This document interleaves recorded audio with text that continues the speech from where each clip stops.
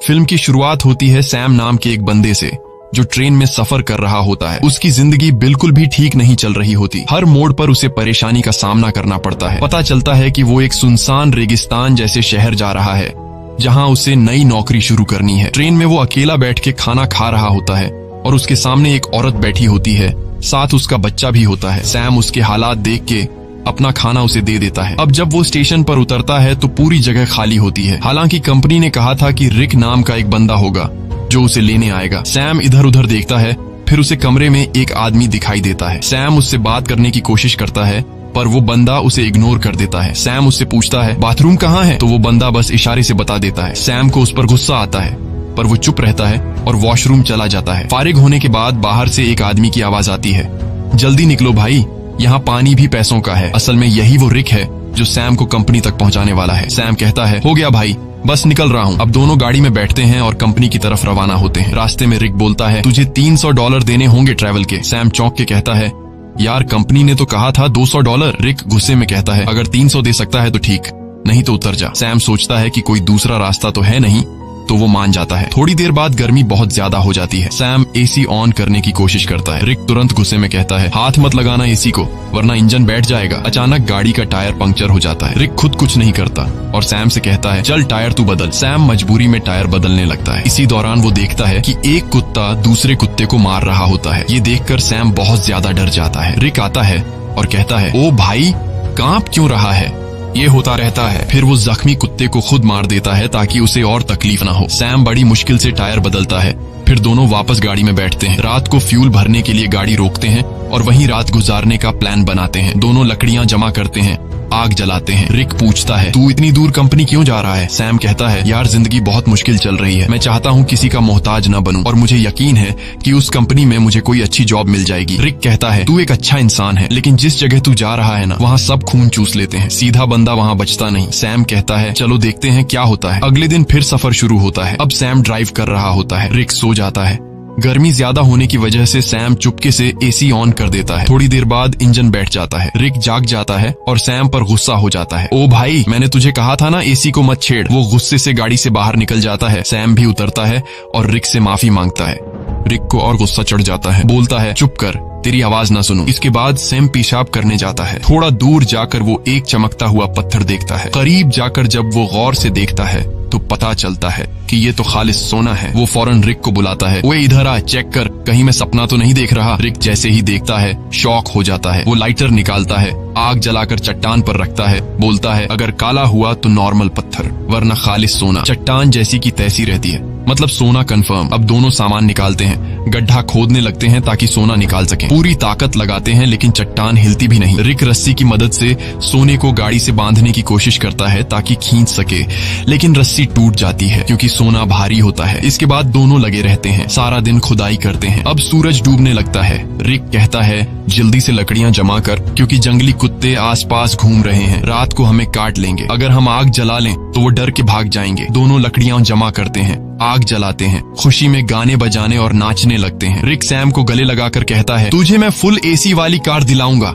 रात को वो लोग बैठकर प्लान बनाते हैं। रिक कहता है ये सोने की चट्टान बहुत बड़ी है, अगर हम महीनों भी खुदाई करते रहें तब भी इसे नहीं निकाल पाएंगे, इसलिए अब एक आदमी यहाँ चट्टान के पास रहेगा और दूसरा जाकर खुदाई की मशीन लेकर आएगा। सैम कहता है भाई तू जाकर ले आ, मैं चट्टान का ध्यान रखूंगा। रिक कहता है नहीं भाई तू जा, मैं चट्टान के पास बैठूंगा, ये रेगिस्तान है, हर तरफ जंगली जानवर हैं, तू ये बर्दाश्त नहीं कर पाएगा। सैम कहता है कोई बात नहीं, तू मेरी टेंशन मत ले, मैं सरवाइव कर लूंगा, तू वैसे भी चोर है, हो सकता है तू सोना लेकर भाग जाए, तुझ पे कैसे भरोसा करूं। रिक कहता है ठीक है भाई मैं जाता हूँ, तू सोने का ध्यान रखना। अगले दिन वो लोग राशन बांटते हैं। रिक सैम को एक सैटेलाइट फोन देता है ताकि दोनों आपस में कांटेक्ट में रहे। रिक कहता है मेरे एक दोस्त के पास खुदाई की मशीन है, वही लाऊंगा, बस दुआ कर गाड़ी रास्ते में खराब ना हो, मुझे वापस आने में 5 दिन लग सकते हैं। और फिर वह चला जाता है। सैम सोने पर मिट्टी डाल देता है ताकि अगर कोई इधर से गुजरे तो सोने को देख न सके। वो एक छोटा सा टेंट भी लगा लेता है चट्टान के पास और अपना सारा सामान उसके अंदर रख देता है। सूरज डूबने से पहले वो लकड़ियां इकट्ठा करता है ताकि रात को आग जला सके। रात को वो आग जलाकर बैठ जाता है, खाने में से थोड़ा सा खाता है और बाकी रख देता है। अचानक उसे जंगली कुत्तों की आवाजें सुनाई देती हैं और उसे एहसास होता है कि अकेले होने की वजह से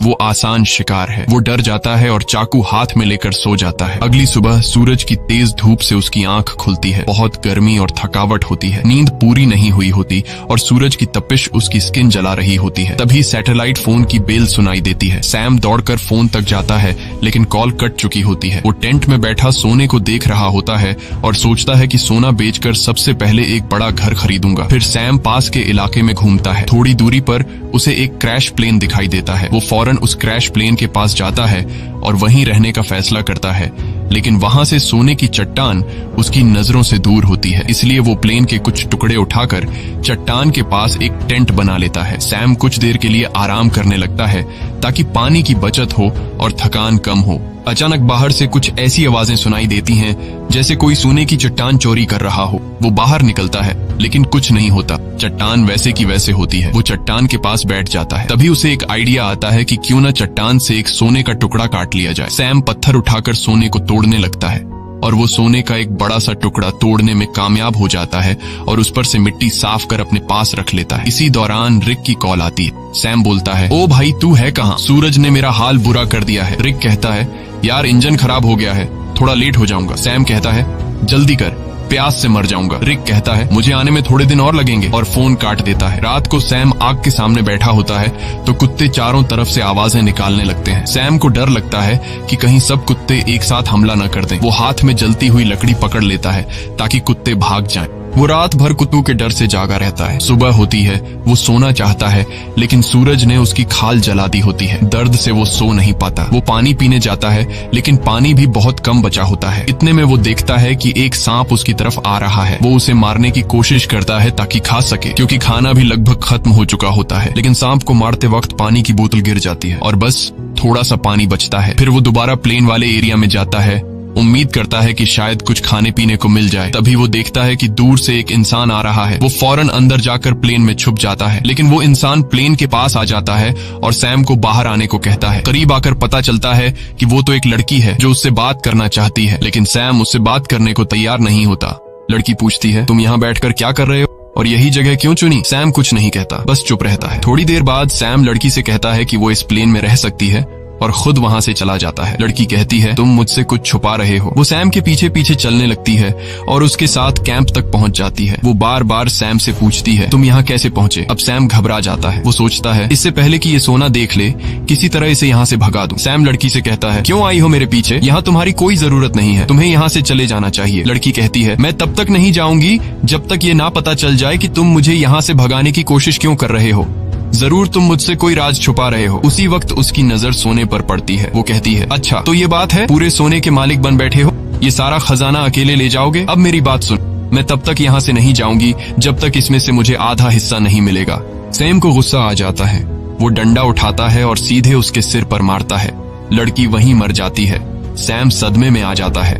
उसे यकीन नहीं होता कि उसने लालच में आकर किसी को मार डाला।